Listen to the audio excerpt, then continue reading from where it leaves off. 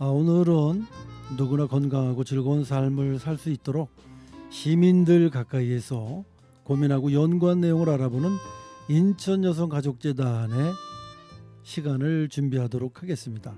자, 인천여성가족재단에서 함께 연구한 인천에 거주하는 고려인 주민들이 지역사회에 참여할 수 있는 자원과 확대 방안에 대한 연구, 인천여성가족재단 정책연구실 최정호 선임 연구위원님과 얘기를 나눠보도록 하겠습니다. 자, 반갑습니다. 네, 반갑습니다. 저는 인천 여성가족재단 정책연구실의 최정호 선임연구위원입니다. 네, 반갑습니다. 오늘 기대를 좀 많이 하고 있습니다. 요즘 이제 관심 있는 게 이 다문화라고 우리가 표현을 많이 하시잖아요.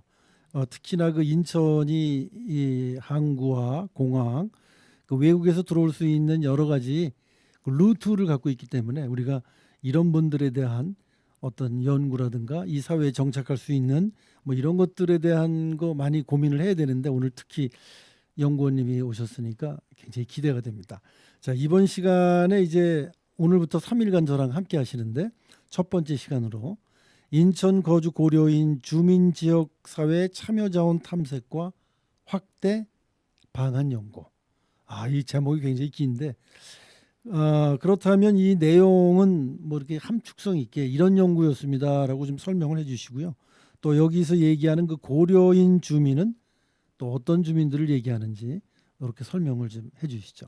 네, 우선은 고려인이 누군지부터 좀 이야기를 해드려야 될 것 같습니다. 네네. 고려인에 대한 정의는 사실 좀 명확하지 않은데 사회적인 합의를 만들기 위해서 네. 여러 연구자들이 연구를 좀 진행을 했고요. 네. 또 이와 관련된 뭐 법정인 어떤 법률 제도라든가 아니면 행정 용어들을 좀 만들어내면서 고려인에 대한 내용들을 좀 정의를 하고 있었습니다. 네네.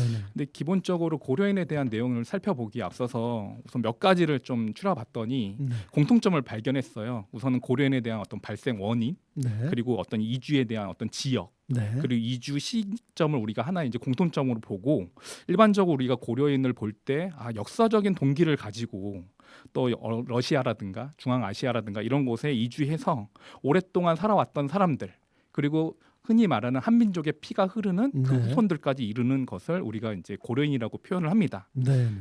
근데 이러한 부분들에서 이제 주민이라는 용어가 이제 하나 더 붙었는데 그럼 고려인 주민은 누굴까라고 봤더니 조례도 그렇고 이제 법률상에서도 고려인 지원 관련된 법률들이 있는데 그 안에 1860년 무렵부터 1945년 8월 저희가 이제 광복할 때까지 이 시기에 농업 이민이라든가 아니면 항일 운동이라든가 아니면 강제 동원 등으로 인해서 러시아나 구소련 지역에 이주했던 한민족들을 우리가 이제 고려인이라고 부르고 그 사람들이 어느 지역에 정착해서 주민으로서 역할을 할 때 고려인 주민이라는 용어를 쓰고 있습니다. 그래서 우리 인천시도 마찬가지로 고려인 주민 지원 조례가 있고요. 이와 관련된 목적 그리고 정의 관련된 사업들을 추진하고 있습니다.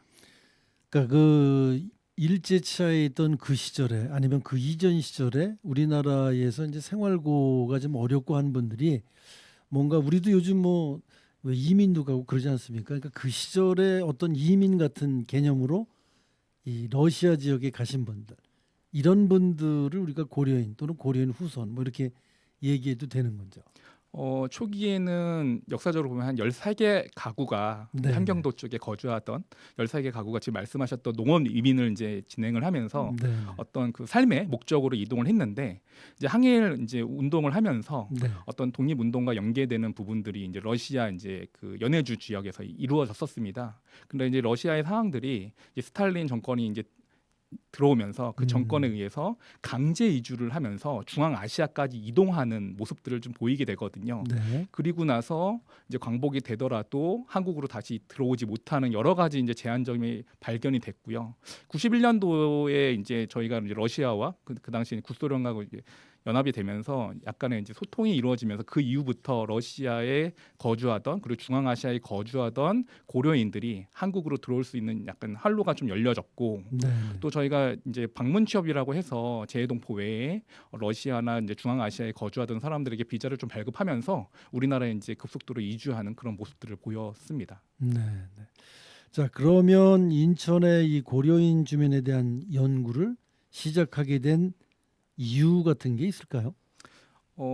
다 아시다시피 작년도에 인천시에 굉장히 쾌거라고 부를 수 있는 재동포청이 이제 개청이 됐는데 네네. 그때가 한 6월 5일로 알고 있습니다. 그 네. 개청이 되면서 이제 인천이라는 곳이 이주를 보냈던 곳 그리고 이주를 받는 곳에 어떤 역할을 하고 그 대상이 이제 재동포였거든요. 네네. 그 재동포에 관련된 부분들을 이제 논의를 하다 보니까 인천시가 이제 중요한 그 앵커의 역할을 좀 해야 되는 부분들이 있어요. 그래서 네. 우리가 나가 계신 분들 그리고 들어오신 분들이 안정적으로 이곳에 거주할 수 있고 또 도움을 줄 수 있는 그러한 환경들을 좀 만들어내야 되겠다라는 부분이 첫 번째 이유였고 두 번째는 저희가 작년에 이제 고려인 주민에 관련된 부분들을 연구하기 앞서서 외국인 실태 조사를 한번 한 적이 있었습니다. 네. 그때 어느 지역에 이제 고려인 주민들이 많이 거주하고 있다라는 모습들을 좀 보이게 됐고요.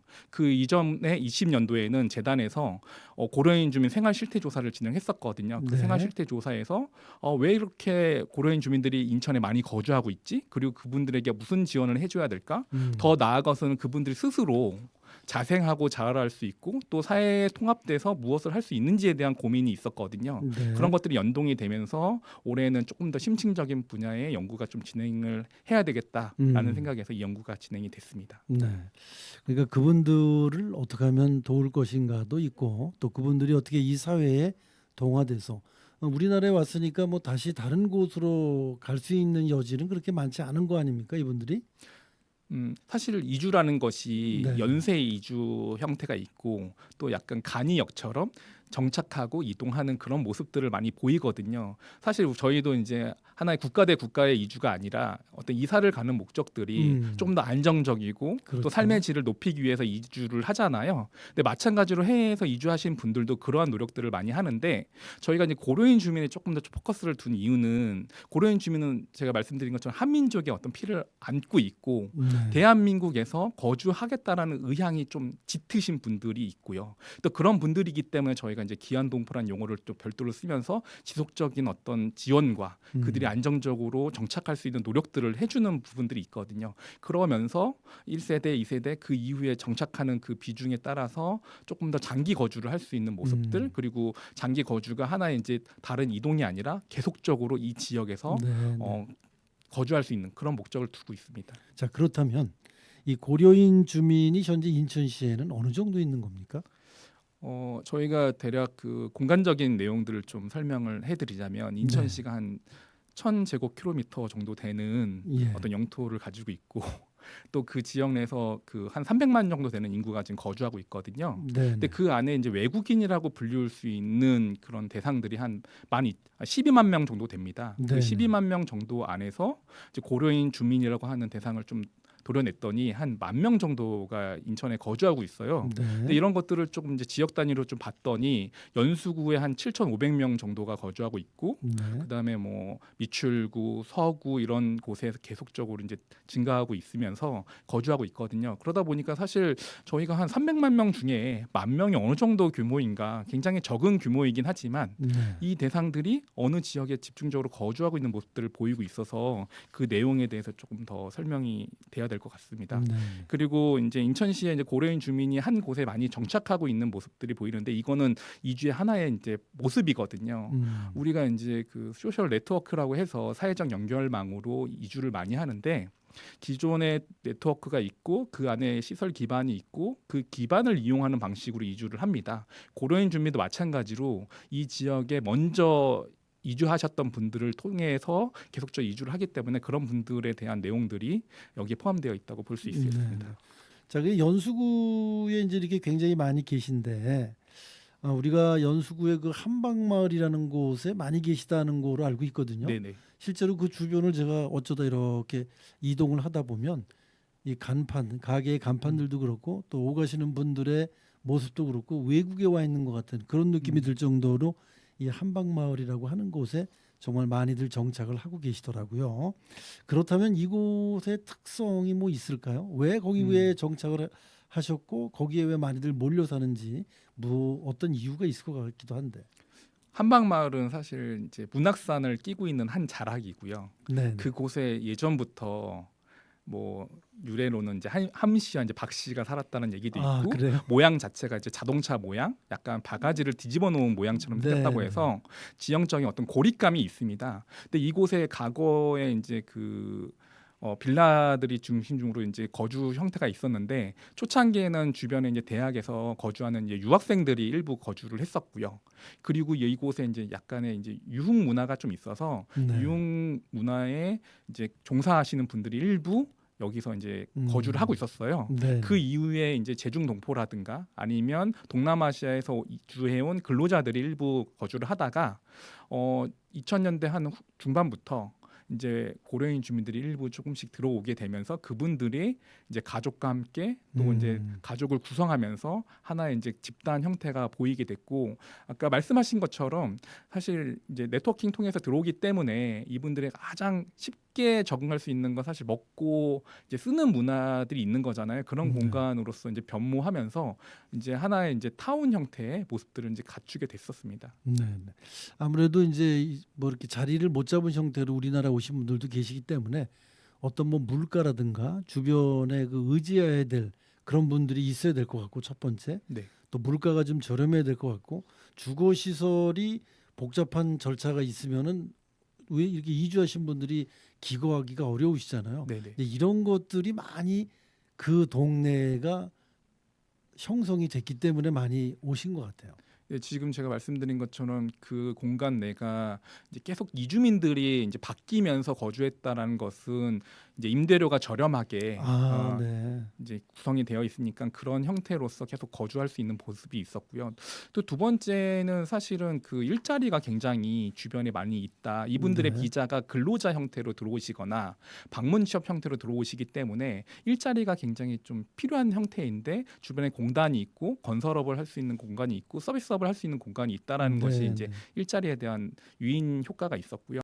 또 안산의 이제 선부동이라고 하는 곳에 예전부터 이제 고려인 마을이 형성이 되어 있었습니다. 네, 근데 네. 이런 부분에서 이제 이제 안산에서 인천으로 이동하면서 아까 말씀드렸던 그 라인에 형성되는 그 벨트 안에 들어오는 형태로 이제 이주하는 형태를 좀 보이게 됐고요. 예. 네, 알겠습니다. 자, 그렇다면 이제 연수구에 거주하는 이 고려인 주민들이 살고 있는 한방 마을도 이렇게 세대별로 조금씩 변화의 바람이 있었겠네요. 네네, 그렇습니다. 사실 그 한방마을이 네, 네. 초창기에 이제 처음에는 이제 민족성을 중심으로 한 형태였거든요. 그러다 네. 보니까 러시아나 이제 중앙아시아에서 실제 고려인이라고 불릴 수 있는 네. 그런 분들이 들어오셔서 하나의 이제 구성체로서 이제 거주를 하게 됐고요. 근데 마을이 점점 이제 넓어지는 형태가 첫 번째 이제 가족 동반 이주가 많이 생겼습니다. 네. 그러니까 1인에서 다수의 형태의 가족 단위가 이루어지면서 가족을 지원할 수 있는 여러 가지 인프라들이 좀 필요할 수 있게 됐거든요. 아마 처음으로 이제 생각하면 아마 교육이 될 것 같아요. 아이들을 돌보고 교육해야 되는 부분들이 이제 필요하고 또 뭐 필수품이나 이런 것들이 좀 필요할 수 있기 때문에 그런 것들을 이제 구매할 수 있는 공간 그런 것들이 이제 확장되면서 기존에 분리되어 있던 한방 마을과 연수역이라고 하는 그 공간이 이제 결합되면서 지금은 한방마을만 국한되지 않고 연수역 인근까지 좀 확대되는 형태를 좀 보이고 네, 있습니다. 네. 그러다 보니까 초창기에 한방마을이 굉장히 고립형 지형이었는데 이제 한국인과 같이 결합되는 공간으로 이제 확장이 되면서 민족성을 가지고 있는 단일 공간에서 이제 다문화 공간까지 이제 연동되는 모습들을 보이게 됐거든요. 그러다 네. 보니까 이제 어떤 성질과 근데 인프라와 그리고 그 문화가 같이 공존해야 되는 그런 형태로 지금 고려인 주민들이 같이 거주하고 있습니다. 그러니까 상권이 다양화되기도 했고 그리고 음식도 예전에는 뭐 우리 음식 위주였었는데 지금 보면은 뭐 양꼬치라든가 또 이 러시아 음식 이런 음식들도 굉장히 그 다양하게 상권을 이루고 있는 걸 볼 때 어떤 상권의 변화를 분명히 그들이 갖고 온 것만은 사실인 것 같아요. 네, 이게 아마 요즘에 이제 좀 이슈가 되고 좀 갈등이 되는 모습인 것 같아요. 왜냐하면은 지형적으로 고립됐을 때는 사실은 저희가 겹치지 않았기 때문에 그렇게 문제가 되진 않았었는데 그렇죠. 지금은 선주민과 음. 이주민 간의 어떤 결합 부분이 있고 그런 것들이 하나 이제 갈등 양상까지 이제 전개가 될 수 있거든요. 네. 근데 지금 말씀하신 어떤 선악동이라든가 문학동이라든가 아니면 지금 한방마을이나 한박동이라든가 이런 연계되어 있는 형태들이 거의 다 이제 문학상 중심으로 이제 벨트화가 되어 있고 이 라인이 이제 저희 인천 1호선하고 또 수인선하고 연계되는 여러 가지 맞아요. 교통의 접견이 있습니다. 그러다 보니까 이주민들이 모이는 공간이 됐고 첫 번째는 거주민들만 기존의 문화를 형성했다고 하면은 교통이 좋다 보니까 외부에서 유입되는 그러니까 실제 거주는 하지 않지만 문화를 공유하기 위해서 이곳을 맞아요. 찾는 외국인들도 굉장히 많이 있고 음. 동질의 어떤 이주민들도 굉장히 많이 있어서 지금은 이렇게 붐업이 되어 있는 상태예요. 그래서 그러다 보니까 이제 기존에 있던 상권을 가지고 있던 한국인과 선주민과 또 이주민들이 가지고 있는 상권이 충돌을 내는 부분이고 이걸 소비하는 대상이 누구냐라고 봤을 때 이주민의 효과가 더 많기 때문에 상권의 어떤 중심이 선주민에서 이주민으로 좀 옮겨가는 그런 추세를 보이고 있습니다. 이제 한방마을의 자리 잡기까지의 어떤 그 이유만을 이제 갖고 시간을 가졌는데 내일 모레 이렇게 계속 오시는데 내일은 어떤 얘기로 또 얘기를 해주시겠습니까? 제가 이제 연구의 이제 시작이었던 지역 사회의 어떤 참여를 위해서 어떠한 자원이 있는지 네. 또 그들에게 이 자원을 어떻게 활용시켜 줘야 되는지에 대한 문제가 좀 있었거든요. 네. 그런 부분에 대해서 저희가 듣고 또 같이 조사하면서 이루어졌던 음. 내용들을 좀 토대로 해서 말씀을 드리도록 하겠습니다.